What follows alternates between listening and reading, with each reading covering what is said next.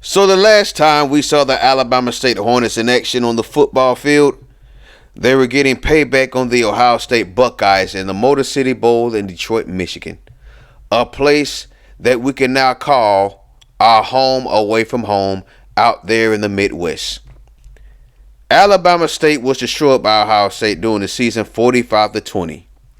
So when we got the news that we were going to play them again for the Music City Bowl of Detroit, we got excited. Unfortunately for us, we wasn't able to make it to a BCS bowl game like we wanted to, but that's why we have the off season. We have some players that need to make the decision if they're going to forego their senior season and enter the NFL draft, or if they're going to come back for their senior season and try to make a BCS run for the first time in HBCU history. As we look around the Houston Markham facility, while the returning players are getting ready for weight training and spring ball, we have some players that are ready to make their announcement.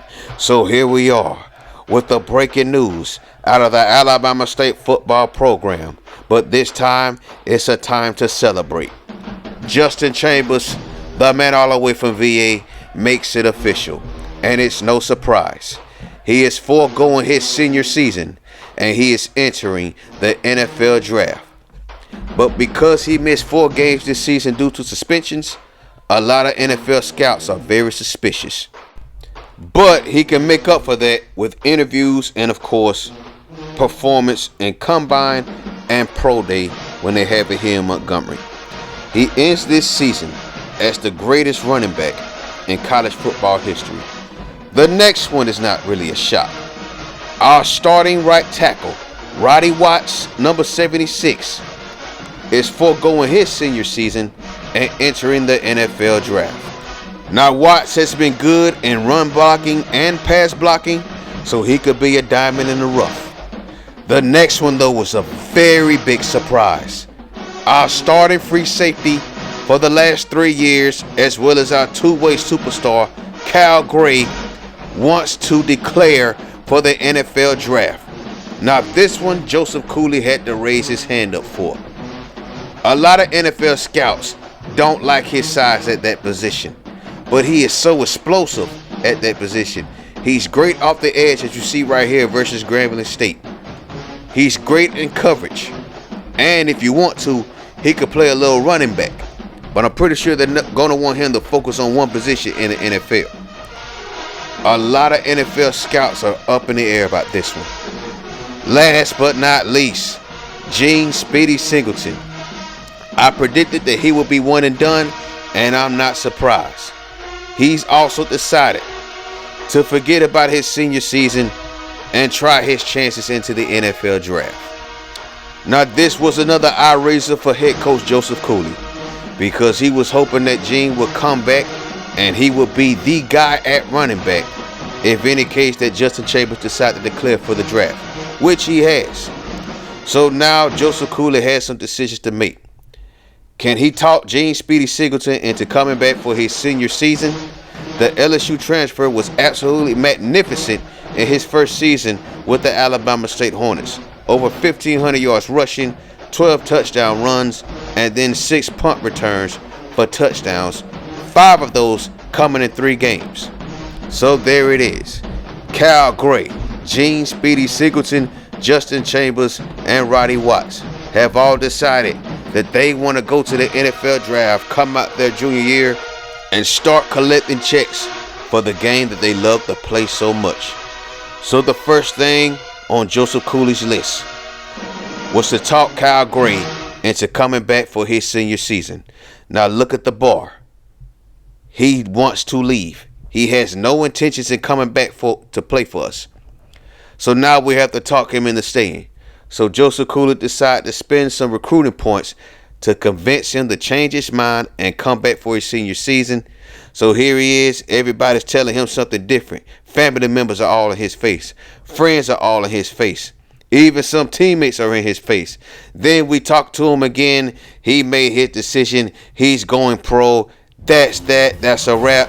Cal Gray, one of the best players in this series so far, has ended his collegiate career with 134 tackles, 14 sacks, 6 interceptions, 1 forced fumble, 3 fumble recoveries, a defensive touchdown. I believe that was against Mississippi Valley State, and 17 pass deflections.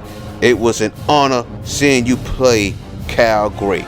He also did his thing in passing. He had 2 passing touchdowns. And then, of course, his freshman year, we needed him to play option quarterback for us. He had over 1,500 yards as an option quarterback. I don't know why they didn't show the 2006 stats. He finished his career with over 1,900 yards rushing, 19 touchdowns, over 11 yards a carry. He wasn't just a safety, he was an all-out football player. So the next guy on our list is Gene Speedy Singleton. Joseph Cooley may have a chance. Look at the ball once again. He's leaning towards staying. We have a chance to talk him into coming back for his senior year and being the guy at running back. And he thinks it over and he's coming back for his senior season. That's a victory for head coach Joseph Cooley. The next guy we're going to talk to, just because we want to hear what he has to say. The man all the way from VA. He has nothing else left to prove at this level. He's done it all. Well, except win the Heisman that we was hoping he'd get. He's a Doak Walker winner. He's a Maxwell Award winner. And there goes your answer.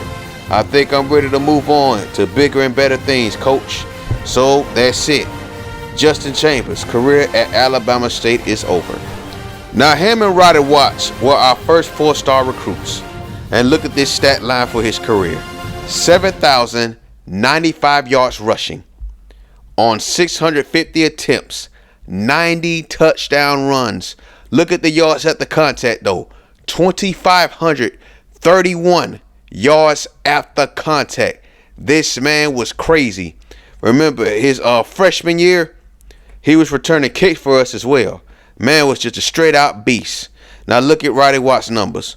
Over 100 pancakes for his career, but unfortunately for him, he allowed 22 sacks. But nevertheless, a stellar career at Alabama State. So here are some other people that we're losing. Losing Cal Gray. We're losing Jason Moore. We're losing Colin Robinson, Kevin Scott. I believe that was Marcus Williams. Yeah, man. Like, we actually had 3 players on this roster that was at least 90 overall.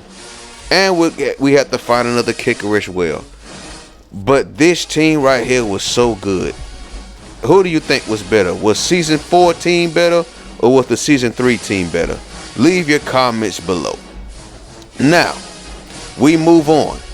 Look at Ken King right here. You see this cat right here? Pay close attention to this dude. He's a beast. You might see him on Madden. We're going to be looking out for that. Stay tuned for that. So the rest of the Alabama A&M Bulldogs, they had a pretty stellar class too. Well, a stellar football team, that is.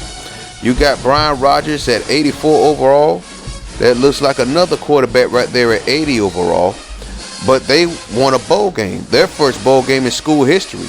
So they had a pretty good season up there at Huntsville. But can they do it again next year? We're going to be looking out for them because we got them back on the schedule. Now you see, there goes Mark Baker, the former free safety All-American. At 84 overall, he's committing to go to the NFL draft. Matt Simmons is going for Bethune-Cookman, and so is Fred Hines, their big-time defensive tackle. They have an 89 and an 82 overall, so they might pop up. I don't know. Florida A&M is losing a lot of people as well, especially Ryan Jones. That's a big loss. I was scrolling down the Miami Hurricanes list. Zach Caldwell, the Heisman Trophy winner, he just finished his senior season. But then I went back up and look who it is.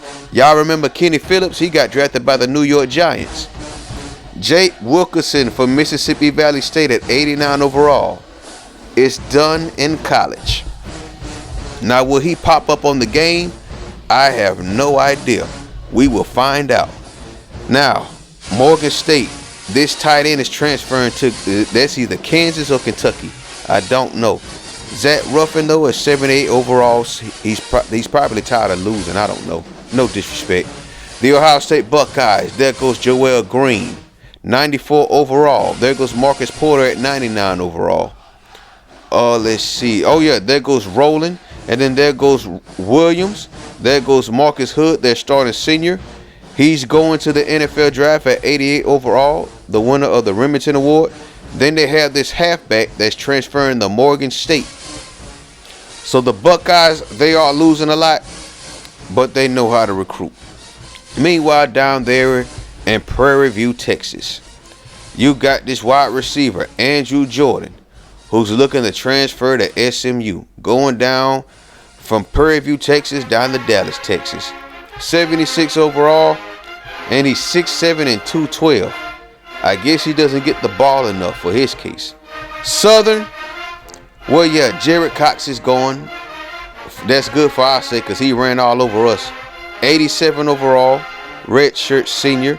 So they're not losing a lot. Sean Swain is gone. They are not losing a lot. They might give us problems again in season 5. Tennessee State, though, the Sun Belt champions, they got this wide receiver at 80 overall that's committed to the draft. And look at the season he had. 96 receptions, 1,349 yards, 14 touchdowns. They are throwing the ball pretty well up there in Nashville. Jamal Charles, the former Texas Longhorn. You know, Kansas City Chiefs, Denver Broncos, that Jamal Charles. 88 overall, he's going to the draft. And it looks like Joseph, that tight end right there, he's transferring to Southern. So out there at Lubbock, Texas, Jack Young, that's the guy that holds the record for most touchdown passes in the season. His career's done. Let's look down at the USC list. Oh, look who it is. Mark Sanchez goes out at 91 overall, and he's leaving after his redshirt junior year. Remember, in real life, Pete Carroll questioned that decision, basically saying he wasn't ready yet, and he was right. But we'll see if that changes in Madden. Thank you for watching. Peace.